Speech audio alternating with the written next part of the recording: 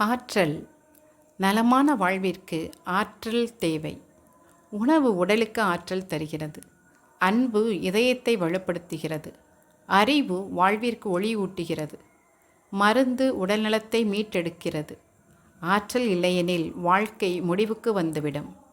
மனித அறிவாற்றலால் உருவாக்கப்பட்ட மருந்துகள் நோயிலிருந்து மக்களை குணப்படுத்தி அவர்களின் ஆயுளை நீட்டிக்க உதவுகின்றன.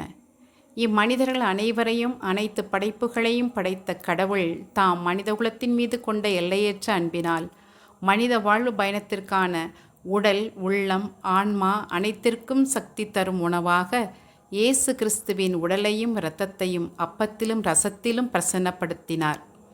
புனித யோவான் நற்செய்தி 6ஆம் அதிகாரம் 51 முதல் 58 வரை உள்ள இறைவார்த்தைகளில் இயேசு விண்ணகத்திலிருந்து இறங்கி வந்த வாழ்வளிக்கும் உணவு நானே, இந்த அப்பத்தை உண்பவர் என்றென்றும் வாழ்வார் என்று கூறியுள்ளார். இயேசுவின் திருவுடலாகிய திவ்ய நற்கருணை வழியாக இயேசு கிறிஸ்து தொடர்ந்து பலவீனருக்கு வலிமையையும், மனம் தளர்ந்தோருக்கு நம்பிக்கையையும், துன்புறுவோருக்கு அமைதியையும், நம்பிக்கையோடு தம்மை நாடுவோருக்கு அன்பையும் ஆரோக்கியமான வாழ்வையும் தருகிறார். இந்நற்கருணை வழியாக எண்ணற்றோர் இயேசுவைப் போல் பிறரின் நலனுக்காக தம்மை வழங்கும் வாழ்வின் ஆழமான அர்த்தத்தை கண்டடைந்து தாங்களும் தங்களையே பிறர் நலனுக்காக கையளித்துள்ளனர்.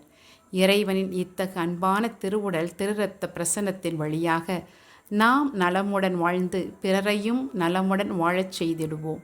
இதற்கு தேவையான அனைத்து ஆற்றலையும் ஆசிரையும் திவ்ய நற்கருணையிலிருந்து நாம் பெற்று அமைதியுடனும் மகிழ்ச்சியுடனும் வாழ்ந்திடுவோம்.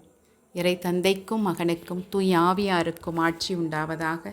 தொடக்கத்தில் இருந்தது போல இப்பொழுதும் எப்பொழுதும் என்றென்றும் இருப்பதாக. ஆமேன்.